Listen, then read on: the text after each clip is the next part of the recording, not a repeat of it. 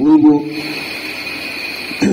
বন্ধুগণ, আপনারা সবাই জানেন ভারতবর্ষের অন্যতম প্রাচীন জাতি হচ্ছে সাঁওতাল জাতি এবং অন্যতম বৃহৎ জাতিগোষ্ঠীর মানুষ হচ্ছেন সাঁওতাল, যাদের নিজস্ব ভাষা, সাহিত্য, সংস্কৃতি এবং ধর্ম শুধু পশ্চিমবঙ্গ নয়, সারা ভারতবর্ষের সাংস্কৃতিক উত্থানের ক্ষেত্রে একটা বিশাল ভূমিকা পালন করছে।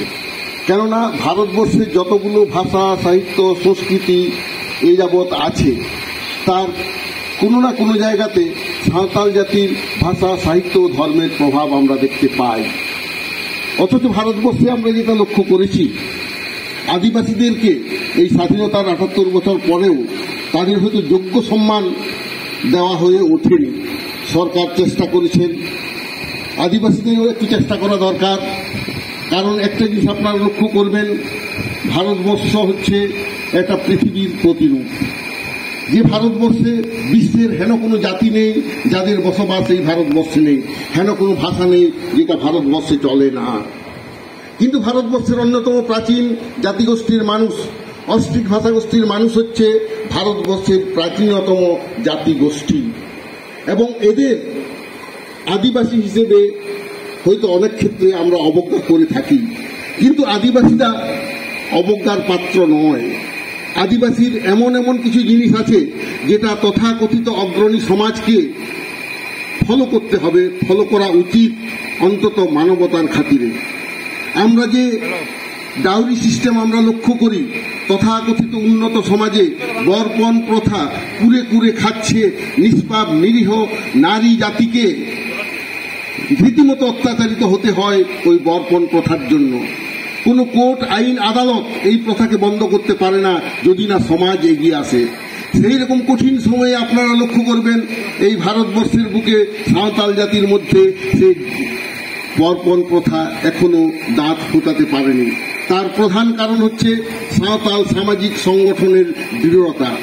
আপনারা জানেন, সাঁওতাল সমাজে মাঝি, নায়কে, গোডের, জগমাঝি, পারানিকদের নিয়ে যে সমাজ ব্যবস্থা, এক একটা সাঁওতাল ভিলেজ হচ্ছে এক একটা প্রশাসনিক একক।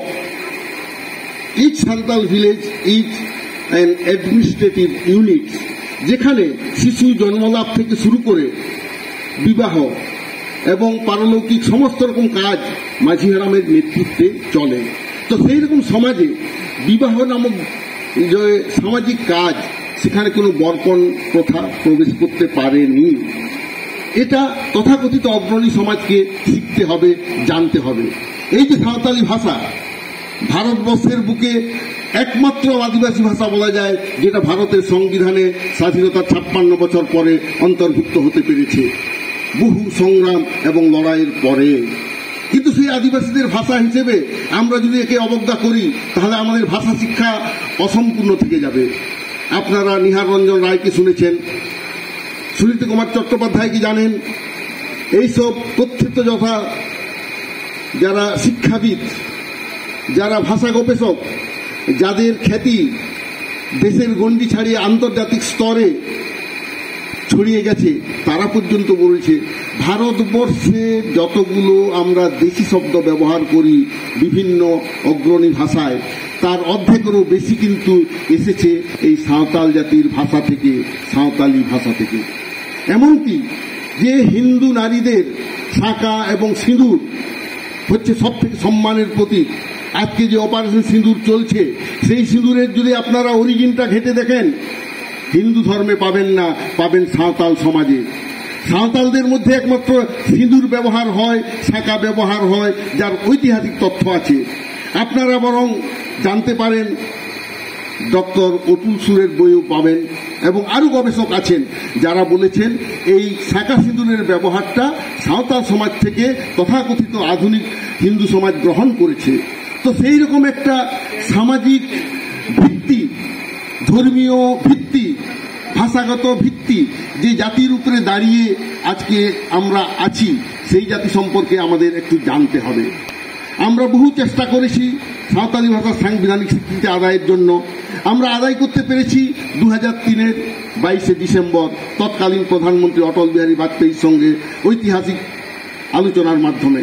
এবং আমি সৌভাগ্যবশত এই কথাটা বলছি, আজকে এখানে বলার সুযোগ পাচ্ছি।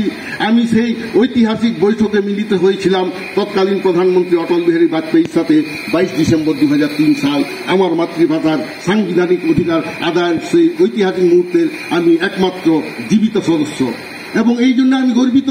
আজকে এই সাঁওতালি ভাষা পশ্চিমবঙ্গের 10টা বিশ্ববিদ্যালয়ে স্নাতকোত্তর স্তরে পড়ানো হচ্ছে এবং প্রায় 50টারও বেশি কলেজে স্নাতক স্তরে পড়ানো হচ্ছে।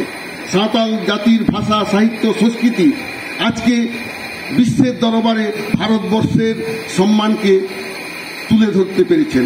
সাঁওতালি ভাষা হচ্ছে একমাত্র ভাষা ভারতবর্ষের যেটা শিক্ষার মাধ্যম হিসেবে এই পশ্চিমবঙ্গে 2008 সালে স্থাপিত হয়েছে সাঁওতালি মাধ্যম। সেই সাঁওতালি মাধ্যম 2008 সালে শুরু হওয়ার পর থেকে সাঁওতালি ভাষা বা কোনো একটা আদিবাসী ভাষা যে শিক্ষার মাধ্যম হতে পারে এটা প্রমাণ হয়েছে। আজকে এই যে 76 বছর পদার্পণ করলো আজকে আমাদের কলকাতা মোড়ে, এখানে আমি অত্যন্ত গর্বের সাথে উচ্চারণ করব, সবকটা নাম আমি বলতে পারবো না, তবু তৎকালীন নায়কে ছিলেন মঙ্গলচন্দ্র সরেন, তখনকার বিধায়ক ছিলেন, উনি প্রথম নায়কে ছিলেন অর্থাৎ পূজারী। এই জাহের প্রতিষ্ঠার ক্ষেত্রে যাদের অবদান ছিল তাদের মধ্যে অন্যতম ছিলেন আমার নিজস্ব 2 আত্মীয়। একজন আমার দাদু সম্পর্কের ছিলেন বিজয় সরেন, আর আমার নিজস্ব মামা, ছোট মামা জ্যোতিলাল মান্ডি। তো তাদের প্রতিষ্ঠিত আজকে জাহেরে আমাকে এখানে সম্মানিত করা হয়েছে, তার জন্য আমি অত্যন্ত কৃতজ্ঞ আমাদের সংগঠকের কাছ থেকে। কারণ না হলে এই ঐতিহাসিক বিষয়গুলো হয়তো আপনাদের সামনে তুলে ধরতে পারতাম না। এবং এটা শুধুমাত্র একটা অনুষ্ঠান করে আমরা যদি সরে যাই তাহলে কিন্তু অনেক কিছু বাদ পড়ে যাবে। আজকে ভারতবর্ষের সমস্ত আদিবাসী একটা অস্তিত্বের সংকটে পড়ছেন।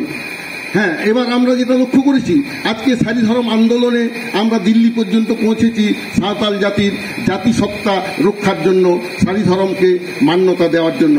আমরা কৃতজ্ঞ পশ্চিমবঙ্গ সরকারের কাছে।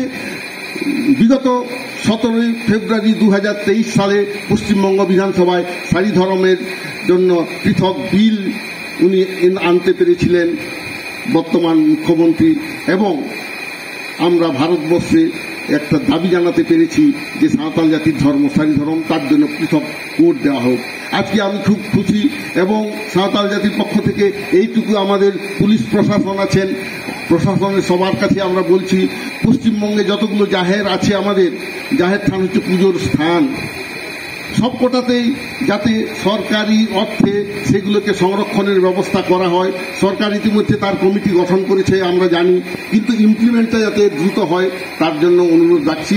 যাই হোক, অনেক কিছু বলার থাকলেও এই ক্ষুদ্র বক্তব্য পেশের মাধ্যমে আমি আংশিক কিছু বলতে পারলাম, কেননা আমাদের ডিগ্নিটারি যারা আছেন ওদের সময়ের মূল্যকে লক্ষ্য রেখে আমি আমার এই ক্ষুদ্র বক্তব্য এখানেই শেষ করছি।